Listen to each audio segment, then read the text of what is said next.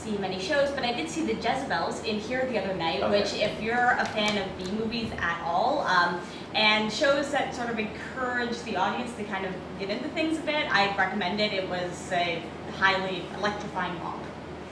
Awesome. It's a very, like, someone described the show to me as punk rock, and I think that's kind of a good descriptor for it.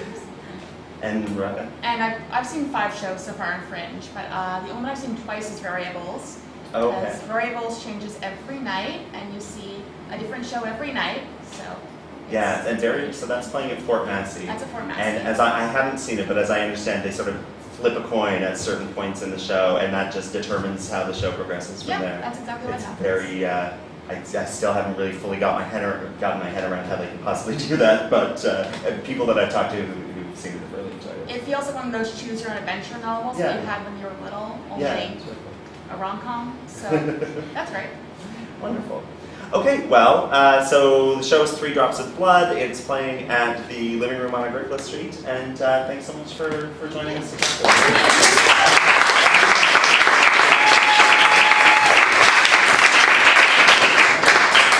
Okay, and moving right along, the next show I'm going to call up is the No Bullshit History of Canada.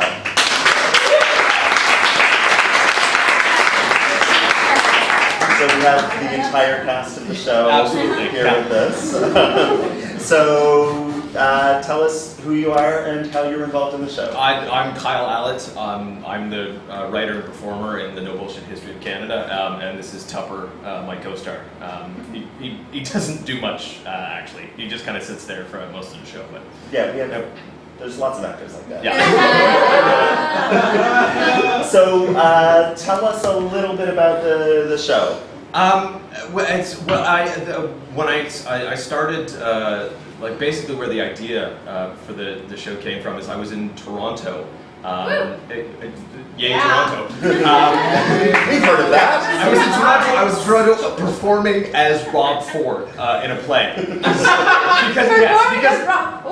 Because a friend of mine called me up one day and he's like, "Oh, I've got this thing I want you to be in. You don't need to do an audition, it's just a reading. I want you to play the mayor of Toronto." And I said, "Okay." And then I went there and I read for the thing, and only afterwards did I find out, because this is where like before all the crack shit and like all the craziness of. Well, seriously? Yeah, and like it was like 2010. I mean, to be fair, there was no real before the craziness. I suppose there was. Yeah, that's true. You're right. But it was before like the most recent craziness, I guess. And I still didn't know who he was. And afterwards, I Googled him. And I'm like, "You want me to play this guy?" He's like, "Yeah, I think you're a really good actor. I think you can pull it off." I'm like, I'm like, the resemblance is striking. I mean, I told him, "It's okay. We have to bleach my hair. We have to put me in a fat suit." And in the end, like, it actually, no, it worked really well. And I'm quite pleased with what was there. But while I was there, I was telling him about something I'd recently learned about Charles Tupper, who like he's the 6th Prime Minister of Canada. And I found out that I was related to him like when I was 11 years old. But then I didn't know anything about it. And then 20 years later, I looked him up on Wikipedia, and the man was insane. And like there's like all kinds of crazy things. I don't want to give too much away because it's like basically the end of my show. But I found out this story about him that kept getting more and more bizarre as it kept going on. I'm like, this is fucking amazing. And so I told my friend about this that was directing the Rob Ford show. And he's like, "Well, you should write a show about it." I'm like, "Yeah, okay, I guess I can do that." And I'd also just seen this really terrible PowerPoint presentation as a show in the Fringe. And I was looking at this thing going, I can do better than that. And then so from those 2 ideas, like I kind of put them together, and then I made the show. And originally it was just going to be about the prime ministers, but then I found out so many other interesting stories about Canada that I'm like, okay, I'll expand it out, and it'll about the history of Canada. Yeah, so it's a lecture. I think you describe it as Canadian history with its balls back. Yeah, exactly. Well, because my thesis to the whole show is that Canadian history isn't about like big epic battles and wars and like great triumph and all that. It's about accidents and failure and misunderstanding and ingloriousness. Like things just happen, right? Like when Cartier asked the native, after he first came down and found a group of natives, he said, what do you call this place? And they said, in their language, our village, right? Which was Kanata. And he's like, oh, Canada. And then like that's what happened on all of that. But we also that heritage commercial. Yeah, exactly. But what most people don't know is like they found out the mistake like a few weeks later. And they just went, fuck it, let's just keep it's fine. Like, it's just like, so the name no of one our will country, figure that out, yeah. It'll be good. But they knew it and they just didn't care, right? Like, it was just like, it's fine, right? Like, and like, even when it came to creating the Dominion of Canada and say, okay, we're starting our own country, got to give it a name. And they went through this huge list of things, including there's one like Effixa, which was English, French, Irish, Scottish. Okay, yeah, exactly. It was the stupidest name ever. And so they just went, you know what, all these names suck. Let's just go with Canada. So that's where we are. I'm a bit of a, I have one of my first degrees in history. Yep. So I'm a bit of a history nerd as well. And I liked the little bit that you did at the sampler, which if you were talking about the sampler, which is our introductory show for Fringe, where everyone gets to do 60 seconds. You're all nodding, but I'm explaining for the audience.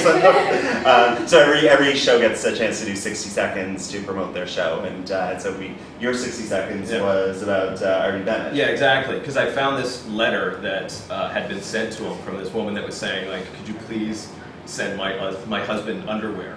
Because I've patched and darned it for the last 2 years, but they're completely done now. Like, this was in the middle of the Great Depression, and she wrote a letter to the Prime Minister because she was like, at the end of her rope, she's like, I don't know what to do. This underwear is not going to fix itself. I know, maybe I'll write a letter to the Prime Minister and he can solve the problem. And to his credit, he did, because she had sent him a clipping from the Eaton catalog with like, this is what I'd like. And he was like, yeah, okay, I'll buy it for her. So that was like, he didn't do much to solve Canada's economic woes during the Great Depression, but he did send a citizen underwear in the mail. So that's something. Yeah. But I mean, it's the Great Depression, and he's a millionaire. That's how he exactly. Yeah. Politics. So the only thing people really know about him is that he's rich. He's not a and that's it. And there was well-loved like politician. there were people who were like, I'm behind on my rent. Could you send me some money? He's like, yeah. And he threw $5 in the mail and sent it to them. Yeah. There's someone else is like, the bank's about to foreclose. He's like, I'll call him and like, you know, I'm the Prime Minister. Don't foreclose on this is Saskatchewan property. Like it's like that was and that's why he didn't last long in politics. So.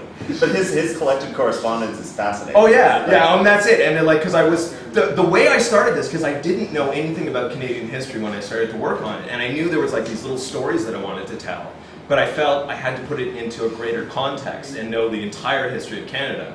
So the first thing I did was I sat down and watched all 36 hours of Canada People's History and took 110 pages of notes. And it took like, it was the most god-awful, like dredge to get through. But it's so definitive that there would be moments where I'm just like, holy shit, that's it. Because like that was it. I was watching this thing in Great Depression and a bunch of boring shit's happening. And then all of a sudden, could you please send my husband underwear? I'm like, ding! And then, holy fuck, what is this?